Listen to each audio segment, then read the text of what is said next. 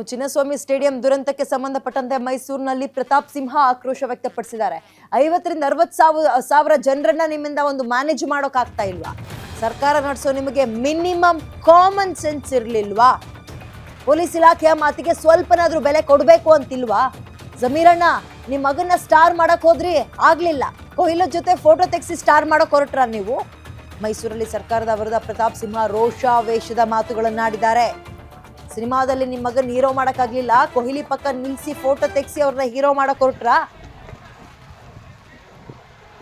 ನಡೆದಿದ್ದಾವೆ ಪ್ರತಿ ಸಾರಿ ಪೊಲೀಸ್ ಅಂತ ಇಷ್ಟೂ ಸಂದರ್ಭದಲ್ಲೂ 7-8 ಮ್ಯಾಚ್ಗಳು ಬೆಂಗಳೂರಿನಲ್ಲಿ ನಡೆದಿದ್ದಾವೆ. ಪ್ರತಿ ಸಾರಿ ಪೊಲೀಸರು ಭದ್ರತೆ ಕೊಟ್ಟಿದ್ದಾರೆ, ಸೂಕ್ತ ತಯಾರಿ ಮಾಡ್ಕೊಂಡಿದ್ದಾರೆ. ಇಲ್ಲಿ ನಿಮಗೊಂದು 50-60 ಸಾವಿರ ಜನನ ಮ್ಯಾನೇಜ್ ಮಾಡೋಕ್ಕಾಗಿಲ್ವಲ್ಲ ನಿಮಗೆ?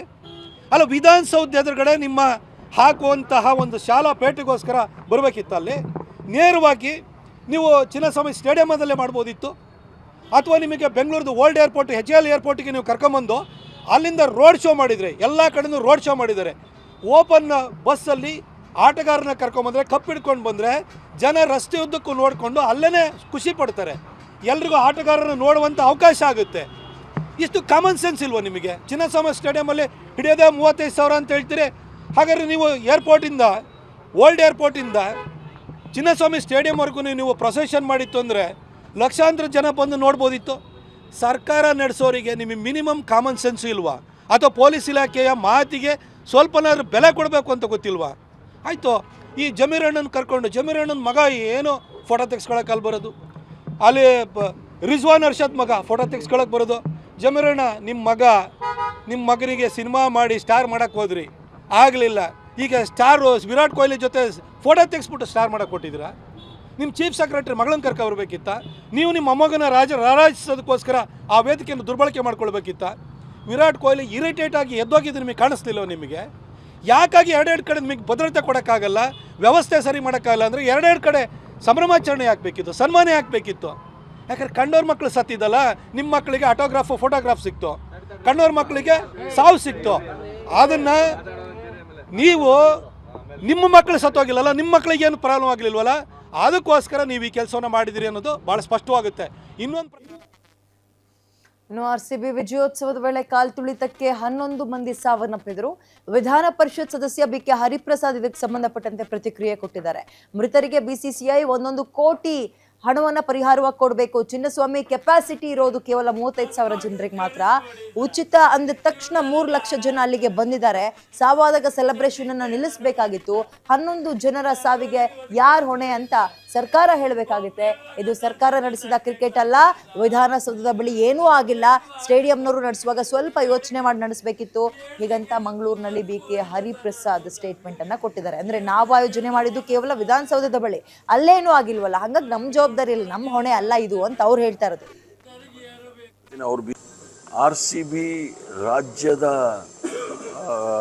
ಟೀಮ್ ಅಲ್ಲ, ಅಥವಾ ರಾಷ್ಟ್ರದ ಟೀಮ್ ಅಲ್ಲ. ಯಾವುದೋ ಒಂದು ಎಮೋಷನ್ಸಲ್ಲಿ, ಅಂದರೆ ಹರ್ಷೋದ್ಗಾರದಲ್ಲಿ ವಿಜಯೋತ್ಸವ ಮಾಡೋ ಸಂದರ್ಭದಲ್ಲಿ ಘಟನೆ ನಡೆದಿದೆ, ಆಗಬಾರ್ದಾಗಿತ್ತು. ಏನಾಗಿದೆ ಏನಾಗಿಲ್ಲ ಅನ್ನೋದು ಮುಖ್ಯಮಂತ್ರಿಗಳು ಹೇಳಬೇಕಾಗುತ್ತೆ. ನಾನು ಹೇಳೋದು ತಪ್ಪು, ನಾನು ಇರಲಿಲ್ಲ ಊರಲ್ಲಿ, ರಾತ್ರಿನೇ ಬಂದಿದ್ದು. ಮತ್ತು ನಾನು ಇಷ್ಟೇ ಹೇಳೋದು, ಈ IPL ನಡೆಸ್ತಕ್ಕಂಥವರು ಕರೋಡಪತಿಗಳಲ್ಲ, ಸಾವಿರಾರು ಕೋಟಿ ಮಾಲೀಕರು. ಯಾರ್ಯಾರು ಪ್ರಾಣ ಕಳ್ಕೊಂಡಿದ್ದಾರೆ BCCIಯಿಂದ 1 ಕೋಟಿ ಕೊಡಬೇಕು ಅಂತೇಳಿ ನಾನು ಒತ್ತಡ ಮಾಡ್ತೀನಿ, ಸರ್ಕಾರಕ್ಕೂ ಒತ್ತಡ ಮಾಡ್ತೀನಿ. ಅವರು BCCIಯಿಂದ 1 ಕೋಟಿ ಕೊಡಿಸ್ಬೇಕಾಗುತ್ತೆ. ಈಗ ವಿಧಾನಸೌಧ ಅಂದರೆ ಸರ್ಕಾರ, ಅದರ ಬಗ್ಗೆ ನಾನು ಇವಾಗೇನು ಹೇಳಕ್ಕೆ ಹೋಗೋದಿಲ್ಲ. ಎಲ್ಲರೂ ಸಹ ದುಃಖದಲ್ಲಿದ್ದಾರೆ. 11 ಜನ ಪ್ರಾಣ ಕಳ್ಕೊಂಡಿದ್ದಾರೆ.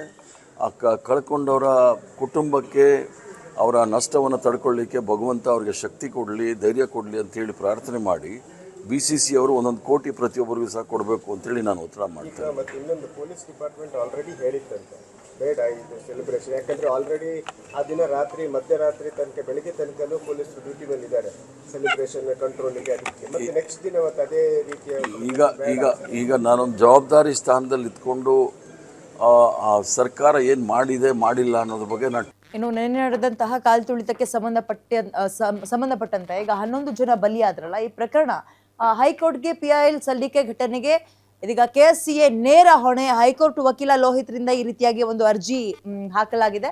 KSCA ನಿರ್ಲಕ್ಷ್ಯದಿಂದಲೇ ಅಮಾಯಕರ ಪ್ರಾಣ ಹೋಗಿದೆ. ಇಲ್ಲಿ ಕಾರ್ಯಕ್ರಮ ಆಯೋಜನೆಗೂ ಮುನ್ನೆಚ್ಚರಿಕೆ ವಹಿಸಬೇಕಿತ್ತು. ನ್ಯಾಯಮೂರ್ತಿಗಳ ನೇತೃತ್ವದಲ್ಲಿ ತನಿಖೆಗೆ ಆದೇಶಿಸಬೇಕು ಅಂತ ಅರ್ಜಿಯನ್ನ ಸಲ್ಲಿಕೆ ಮಾಡಿದ್ದಾರೆ.